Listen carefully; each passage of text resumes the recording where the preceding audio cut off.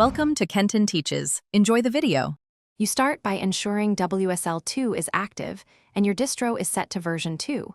That matters because GUI support uses WSLG. Once done, enable Virtual Machine Platform and WSL in PowerShell as administrator, and reboot. Make sure Windows 11 or the latest feature updates are installed so WSLG is present. This provides Wayland/Xwayland integration. Finally, update your distro packages and the WSL kernel. Sudo apt update and sudo apt upgrade. This lets GUI apps run smoothly and avoids missing library errors. Next, you install the GUI applications you need and configure the environment. For example, sudo apt install Jedit or GNOME Terminal. Once installed, start an app with Jedit and to test. WSLG will map it to Windows automatically.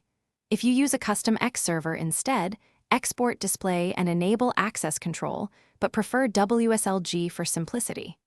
Remember to run WSL update, then WSL shutdown to apply WSLG or kernel changes. This step refreshes the integration and prevents stale sessions from blocking new GUI windows. To finish, verify the distro runs at version 2 with WSL LV and launch your GUI app again.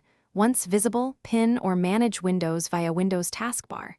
Make sure file permissions and Wayland/Xwayland libraries are present. Sudo apt install libc3-0 for GTK apps, for example.